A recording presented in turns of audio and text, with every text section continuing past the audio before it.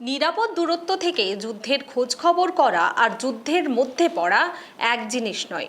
যুদ্ধ যে কতটা ভয়াবহ হতে পারে এবার সেটাই তাদের থিমের মাধ্যমে তুলে ধরেছে বেহালা ফ্রেন্ডসের পুজো। এবার তাদের পুজো 60 বছর বর্ষে পদার্পণ করলো।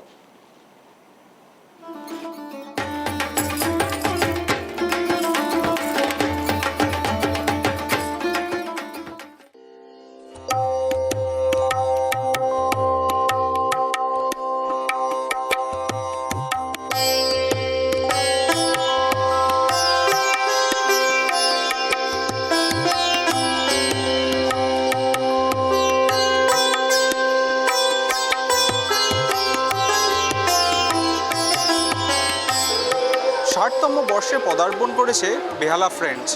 তাদের এবারের থিম ভাবনা এবারে নবান্ন। কি এই নবান্নর থিমের মাধ্যমে তুলে ধরতে চাইছেন এইখানকার ক্লাবের সদস্য থেকে শুরু করে শিল্পী, তাদের মুখ থেকেই শুনে নেব।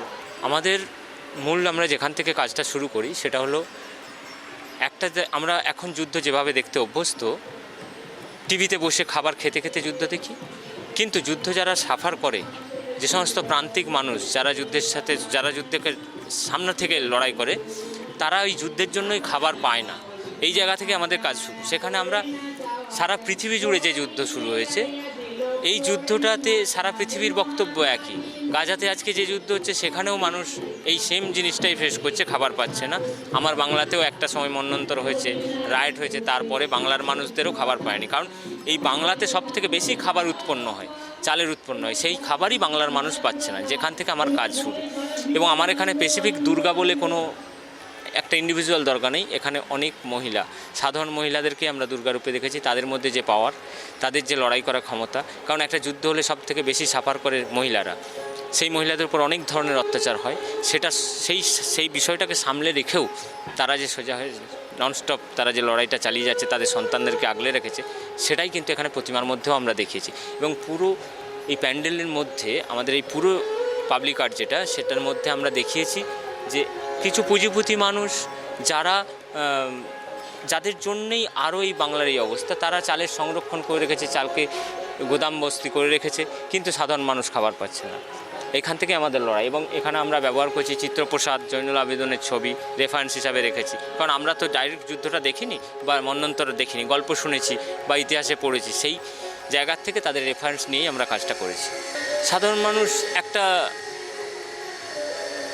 পুরনো দিনের ইতিহাস একটা পাবে, এবং নতুন বর্তমান যে কালচার, সেই কালচারের সাথে পুরনো দিনের কালচারের অনেক হয়তো তফাৎ আছে, কিন্তু খাদ্য, বস্ত্র, বাসস্থানের জায়গায় কোনো তফাৎ নেই, একই জিনিস। বিভিন্ন দেশে যুদ্ধর ফলে সাধারণ মানুষরা যে কতটাই কষ্টে থাকেন, সাধারণ গরিব খেটে খাওয়া মানুষ, তাদের অন্ন, বস্ত্র, বাসস্থান যে কিভাবে হারিয়ে যায়, সেই জিনিসটাই ফুটিয়ে তুলতে চেয়েছে এবারে 60তম বর্ষে বেহালা ফ্রেন্ডস ক্লাব। সাধারণ মানুষ এবং দর্শনার্থীরা যারা এখানে আসবেন, তারা দেখতে পাবেন যে মাতৃ প্রতিমাকেও এই থিমের সঙ্গে সংযোগ রেখেই তৈরি করা হয়েছে। এবারে তারা মাতৃ প্রতিমাকে এমনভাবে তৈরি করেছেন যাতে সাধারণ মানুষ দেখে বুঝতে পারে তাদের ঘরের মেয়ে তাদের ঘরে এসেছে। ক্যামেরায় দেবরাজ দত্তের সঙ্গে অভ্রদীপ দাসের report, tribe TV Bangla, Kolkata.